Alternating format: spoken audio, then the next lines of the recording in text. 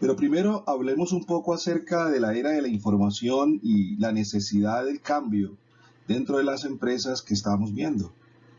Comienzo esta presentación con una frase que ya les compartí en la presentación del curso, que destaca que la siguiente revolución de la información no se basa precisamente en la tecnología o en el software o en las técnicas, sino en los conceptos. Y esos conceptos, uno de ellos es precisamente arquitectura empresarial. Voy a justificar esa respuesta.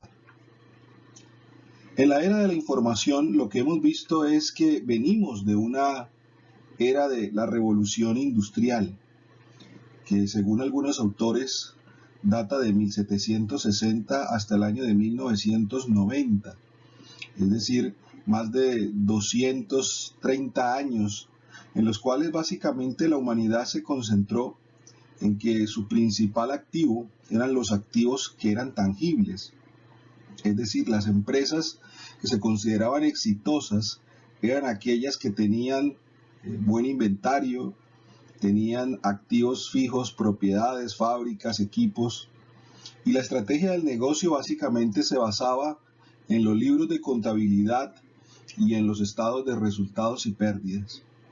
Pero sin duda eso ha cambiado en los últimos años.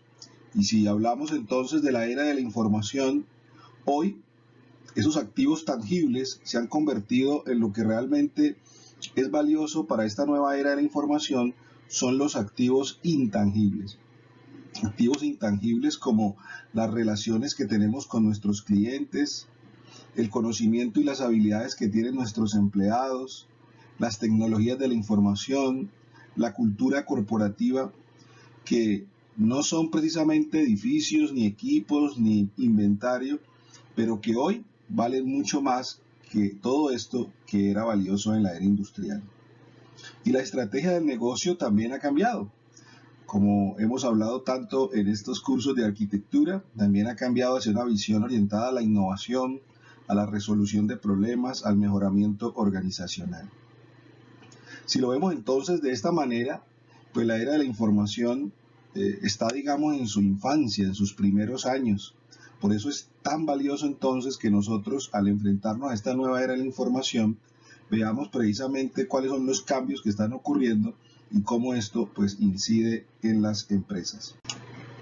Hay tres cosas referente a la necesidad del cambio que habló un autor muy reconocido, Alvin Toffler. Él, en tres libros que son muy reconocidos, destacó tres características del cambio que estamos viendo hoy en este siglo XXI.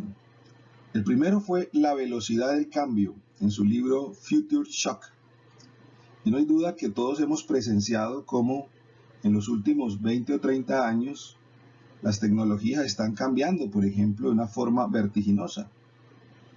Uno nota que un teléfono celular móvil que hoy sale al mercado, dentro de 6 meses o un año, ya es un nuevo dispositivo con otras funcionalidades, con una mejor cámara, con mayor velocidad. Y esto obviamente, pues a esa velocidad misma que cambian los dispositivos electrónicos, también están ocurriendo cambios dentro de las organizaciones.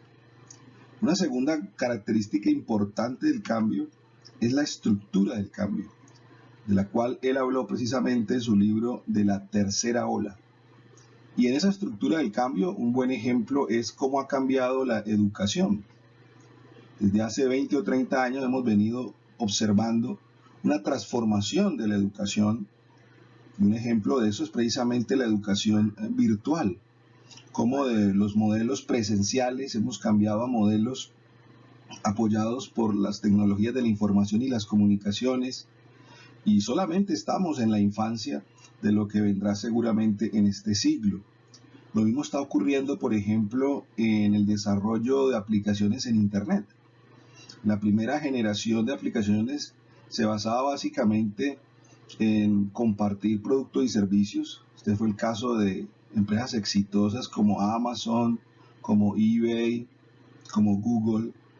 Pero en la segunda generación vimos un interés por las redes sociales y por eso aparecieron redes como Facebook o Twitter. Pero ahora estamos precisamente en la tercera ola, en la que se conoce como las apps orientadas hacia la resolución de los problemas reales de las personas.